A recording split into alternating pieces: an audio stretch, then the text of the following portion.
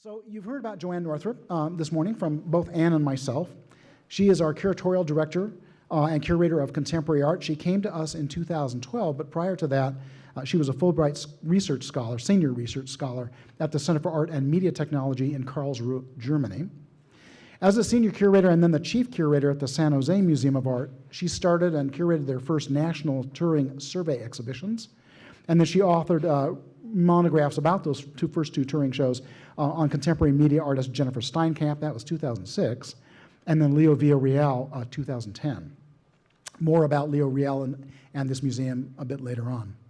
Those of you who were with us 3 years ago will remember the groundbreaking exhibition that she put up, Late Harvest, which juxtaposed contemporary art using taxidermy with 19th century and 20th century traditional wildlife paintings. So that was an astonishing exhibition. Yeah. JoAnne is going to take us to the next level to talk about the Unsettled exhibition, the artists who are in it, and the practices that she is uncovering for us. JoAnne, please.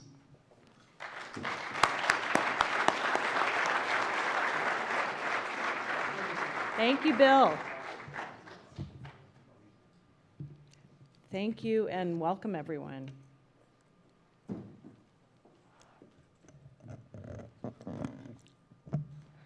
We are living in a time when everything around us seems unsettled. Amen. This can be call and response if you like. Climate and weather patterns, the tectonic plates beneath us, political parties that govern. Every time we turn on the news, we wonder, what next? For many of us, it's a time for soul searching, a time to ask ourselves, who are we? What do we represent? Are our differences more important than our similarities? Last month, I had the privilege of being in Europe, looking at contemporary art shows. I visited Documenta in Kassel, Germany, and I went to the Venice Biennale. And this is an image from a real standout at the Venice Biennale by the South African artist Candice Breitz, who lives in Berlin, documenting the stories of 6 people, each seeking asylum in the West. After spending more than a week immersed in contemporary art, it became very clear to me that one theme weighed heavily on people's consciousness, and that is the refugee crisis. This is understandable since today there are approximately 60 million displaced people, and many of them have sought asylum in Europe. So it makes sense that the conversation would be about the refugee crisis. It's not as though the geopolitical entities that comprise the Greater West are untouched by the crisis. However, as this map shows, we are to a large extent physically distant from it, whereas Europe is ground zero, given its geographic location. In the Greater West, we have urgent concerns as well, having to do with the power of nature. We must contend with wildfires, such as the ones that broke out in Northern California last week. We also deal with recurrent earthquakes. For example, the central Mexico quake on September 19th, which was the largest since the 1985 Mexico City quake. Earthquakes are one of the facts of life in the Greater West. Whether you live in Mexico, the Western United States, or Canada, it's all about plate tectonics. Across the Pacific Ocean, our friends in Australia regularly have small quakes when the Pacific plate bumps into the Indo-Australian plate. I mention that because here at the Nevada Museum of Art, we spend a lot of time thinking about Australia, and not just because it's a research focus for us, but also because we have so many shared issues with our friends across the Pacific. The impact of living in an arid environment, natural resource extraction, indigenous populations colliding with colonial forces, some of the issues that define the Greater West as a super region. We've been collecting archives related to Australia for about a decade. Center for Art and Environment Director Bill Fox has worked directly with Aboriginal artists in 2 field projects in the remote communities of Paraku and Arnhem Brand. And in the past 5 years, the museum has mounted no less than 6 exhibitions focused on Australia, including, most recently, Spinifex, Aboriginal paintings from the Robert Kaplan and Margaret Levy collection, and this is a commissioned collaborative painting by 17 senior Spinifex men, as well as A Place in the Country, Aboriginal Australian paintings from the collection of Robert E. Dolan and Martha Hesse Dolan. This is a painting by the great Betty Pumani. Both of these exhibitions closed in last May. We've also had the extremely good fortune of working with renowned Miami-based collectors, Deborah and Dennis Scholl. And you'll hear more from Dennis later on in the day. Together with the Scholls, we will organize a total of 3 exhibitions from their Aboriginal Australian contemporary art collection, each one with a book and each one touring. In 2015, we organized and presented No Boundaries. And this is an installation shot of that exhibition. No Boundaries, Aboriginal Australian Contemporary Abstract Paintings, curated by our own Bill Fox, together with Henry Skerritt, curator at the Kluge-Ruhe in Virginia. Next February, we'll be mounting Marking the Infinite, Contemporary Women Artists from Aboriginal Australia, also curated by Bill Fox and Henry Skerritt. Once again, the exhibition has a book and travels to 4 additional venues across North America. And this is an image of a painting in the show by Yukulti Napangati. A 3rd exhibition drawn from the Scholls collection is currently in the works and will be on view at the Nevada Museum of Art in February 2019. So, for this segment of the conference, we decided to focus our attention on a different part of the Greater West. Unsettled includes artists from the North, in Alaska and Canada, from the Western United States, and from Mexico and Central America, ending at about Colombia. I like to think of Unsettled as the next chapter in the story of the Greater West.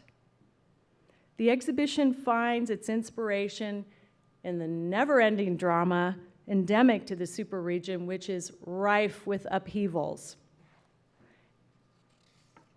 And those upheavals might be tectonic. This is an image from 1960 in Valdivia, Chile. It was the great Chilean earthquake and the largest in recorded history, a magnitude of at least 9.5 on the Richter scale. Also in Alaska, this is an image from the 1964 Good Friday earthquake, 9.2 on the Richter scale, and the 2nd largest earthquake in recorded history. The same quake is the subject of the late Tlingit artist Terry Rothkar's robe, which you'll see in the galleries. And just a note to say how much we miss Terry. The Greater West is also a place of volcanic upheavals.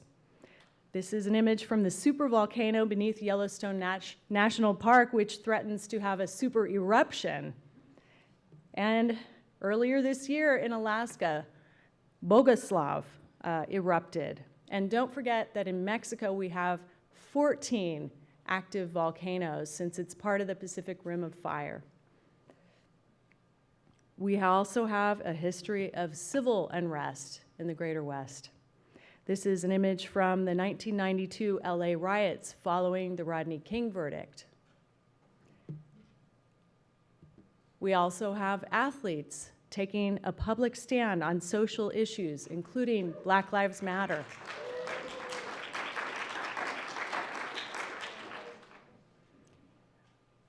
We have cultural collisions. This is from November 1969, the occupation of Alcatraz by Indians of all nations, an occupation that lasted 19 months. And more recently, the pro-DACA immigration protests in the West and across the United States.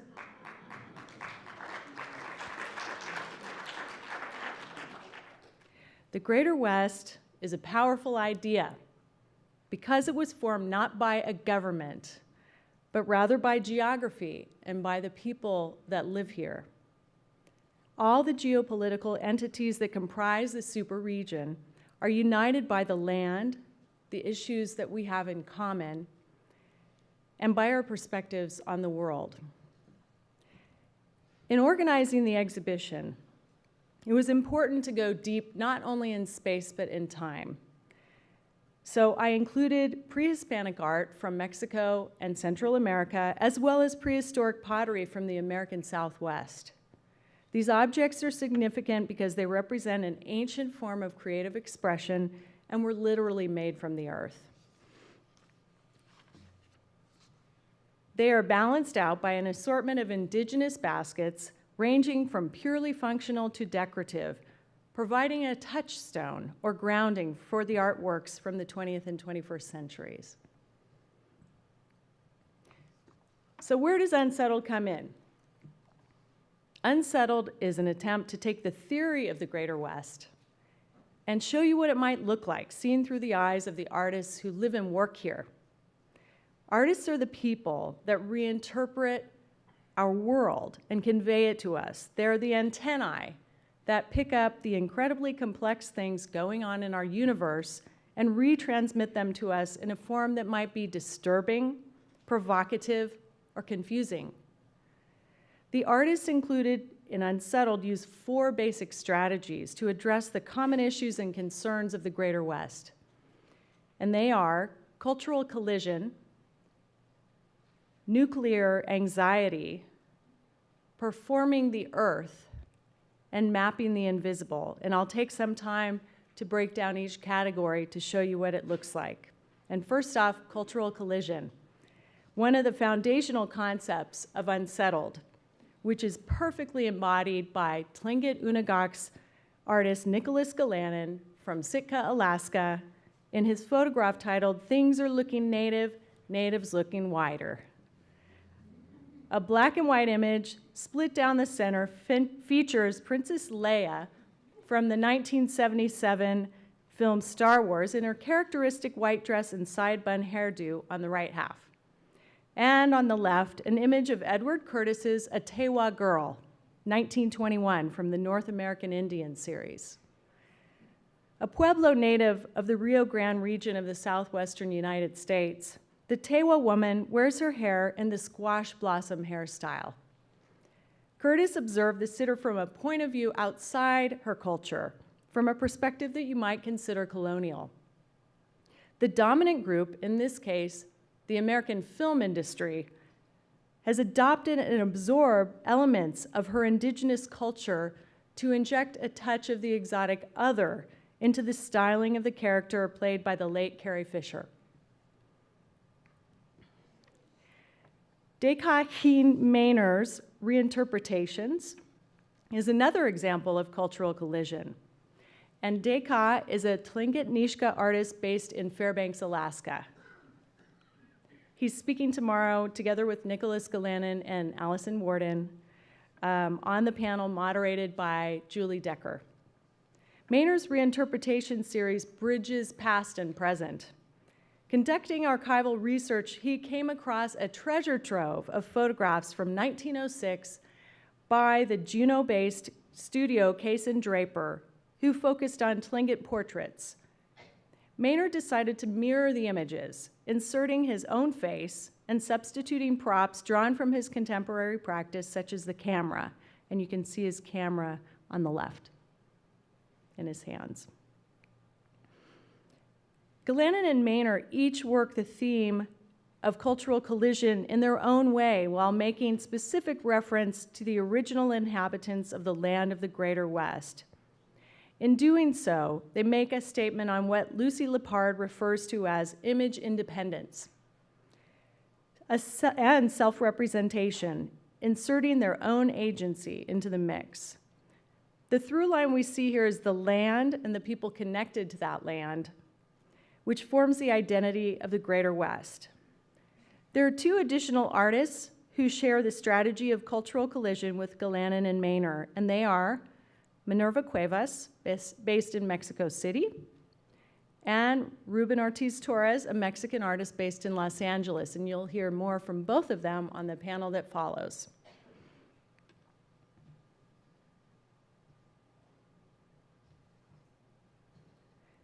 As the Unsettled exhibition came together, a theme kept cropping up, and I'll call it nuclear anxiety.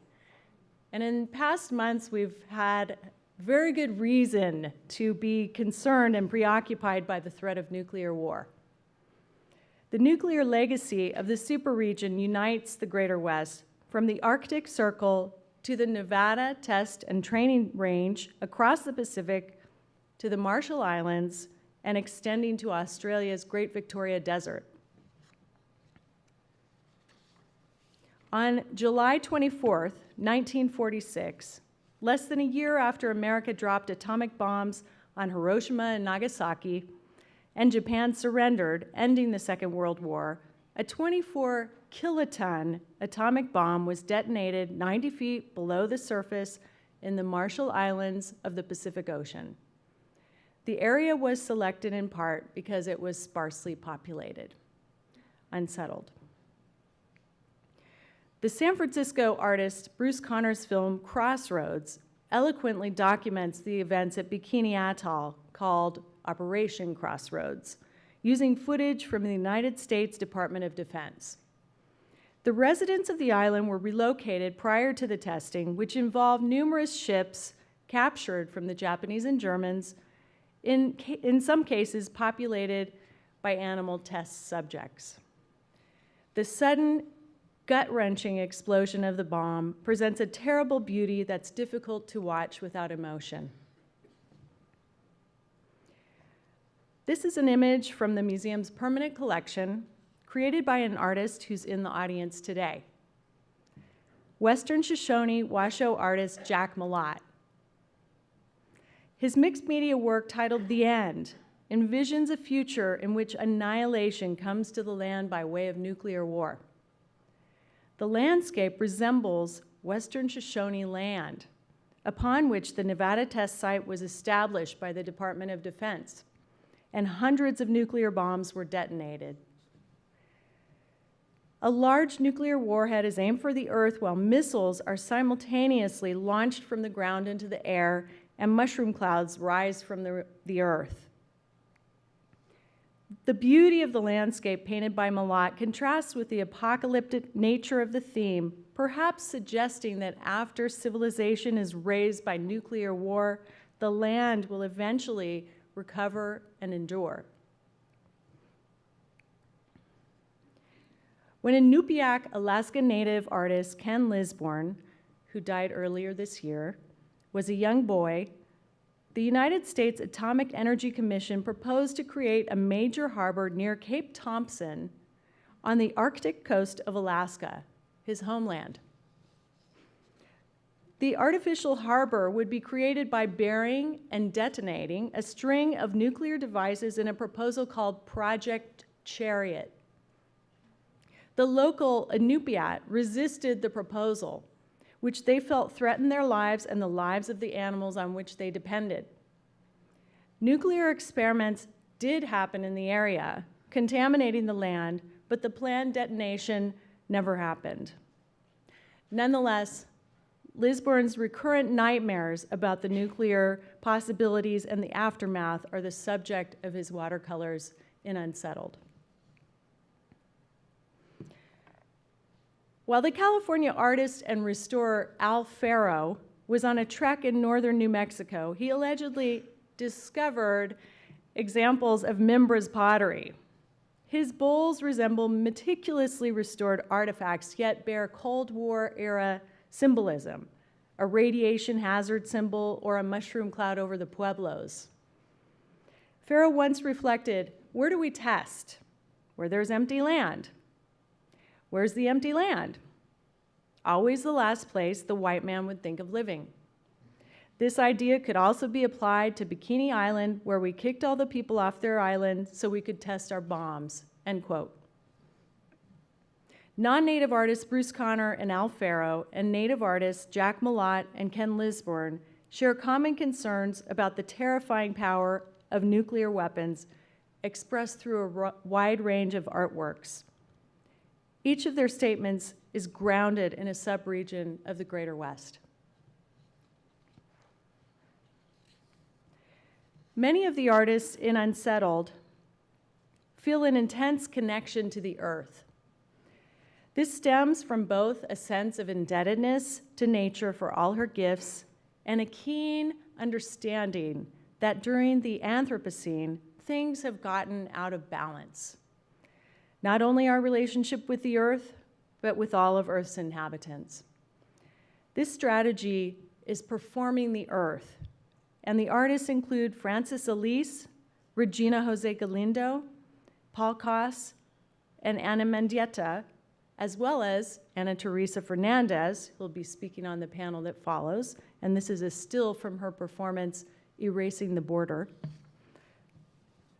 as well as Bonnie Ora Shirk, who will be giving a talk tomorrow afternoon. This is Shirk Sitting Still from 1970, a direct intervention in the urban landscape of San Francisco. Belgian-born Mexico City-based artist Francis Elise performs the earth with his video titled Tornado Milpa Alta, which is on view in the media gallery on the second floor. He began filming in 2000 and worked on it for a decade. The scene begins with the artist situated in a field in the borough of Milpa Alta. He watches the field for dust devils, and as they develop, chases them with his camera, occasionally plunging into the eye of the storm, filming the entire time. And you can see him very faintly on the right, running into the storm. Elise's performance puts his own body in danger as he submits to this natural force, seeking to find a moment of calm and quiet by entering the chaos of the storm. Next, we have Regina Jose Galindo, an artist based in Guatemala City. Galindo is known for taking risks, for testing the limits of her body and its capacity to speak. In one of her performances, for example, she was waterboarded. She's also created ephemeral performances that exist afterwards, for example, as a trail of her own bloody footprints, marking a path between the Constitutional Court and the National Palace in Guatemala's capital. For her 2015 performance in Santiago de Chile, titled Desierto, included in Unsettled, Galindo immersed her body under a simulated desert made of sawdust inside an art gallery. She mounted this action in protest of desertification that's been allowed to happen in places where the land has been abused as a result of monoculture, where a single type of tree is planted as a cash crop. She selected pine sawdust to target the forms of oppression, abuse, racism, and colonialism that are hidden behind the pine timber industry, a cause of serious damage to Chile's ecosystem. In doing so, she addressed the violence suffered by the indigenous Chilean Mapuche community, a reality that's easily extrapolated to other indigenous cultures. Whether in the Australian outback, the Arctic Circle, or the vast expanses of desert in North America, in wide open landscapes, distances are difficult to measure based on the massive scale of the land and its features. Artist Paul Koss was born in Wyoming, but made his career in San Francisco. He spent a lot of time driving between California's West Coast and his family home in Wyoming. That's at a distance of more than 1,000 miles. As a conceptual artist, he knew that the time he was spending driving could be functional, and he decided to make his car into his studio. Koss's 1971 video, Roping Boar's Tusk, is one of the results of that undertaking. It shows the artist in Wyoming's vast red desert attempting to lasso an isolated landform called Boar's Tusk. The video speaks to the vastness of the West, in which it's difficult to determine distance or scale. Formations that appear to be nearby are in fact miles away. The artist's repeated attempt to accomplish an absurd task presents a useful metaphor for human progress. Why do we keep trying to do the impossible, to rein in nature? Next, the artist Ana Mendieta created performances in which she interacted with the land, including the Silueta series in Mexico, part of the Unsettled exhibition. The artist cast herself as an element of the natural world and therefore temporary rather than godlike and permanent.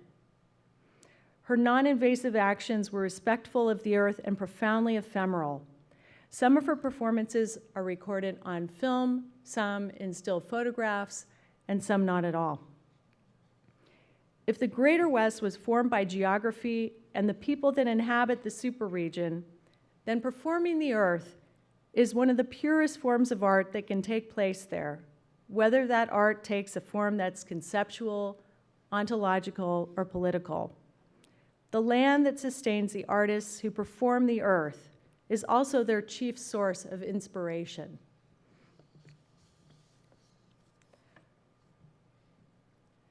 The final strategy among the artists included in Unsettled is mapping the invisible. These artists create work that draws our attention to things, often very important things, that are not evident to the naked eye. In a recent New York Times article titled "Art for a Post-Surveillance Age," Trevor Paglen discussed his orbital reflector project, co-produced and presented by the Nevada Museum of Art. In the article, he was quoted as saying, "People like to say that my work is about making the invisible visible, but that's a misunderstanding. It's about showing what invisibility looks like," end quote.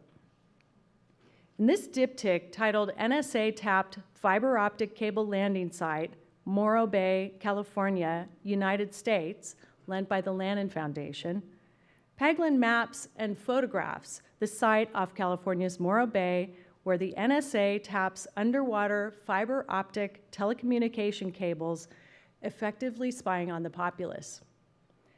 Paglen's work highlights how unaware we are of our government's actions. Daniel Schwartz was commissioned to create MDR, Microdata Repository, for the Unsettled exhibition. With this project, he addresses the activities that occur in the Greater West due to the abundance of open space and inexpensive land.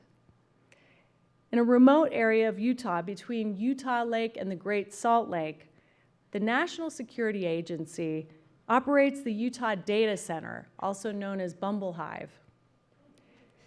In response to the government's ongoing surveillance at Bumble Hive and elsewhere, Schwartz has created a local file sharing platform with essays, interviews, hands-on instructions, and information on civil liberties and rights. Visitors can download, contribute, and share by connecting to the platform with any Wi-Fi capable device.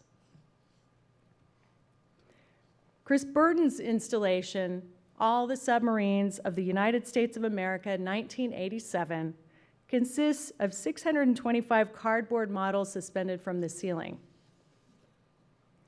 Burden's goal was not to condemn, but rather to document the arsenal of the United States from the 1890s to the 1980s. His intention was to make a visible record and give viewers a sense of the enormous power that the United States exerts. Submarines, like most sea life, exist underneath the surface of the oceans. They are a vast resource that passes by largely unseen. And finally, Frohawk Two Feathers, the artistic alter ego of Umar Rashid, a Los Angeles-based performer, writer, and artist whose work is embedded with semi-real and imaginary colonial histories. Two Feathers created a magnificent new map for the Unsettled exhibition focused on the Greater West's most prominent feature, the vast Pacific Ocean. He depicted the ocean dotted with islands and inhabited by indigenous populations whose lives and fates would be dramatically altered by the influx of European visitors. And he's going to tell you more about the map when he speaks on the panel that follows.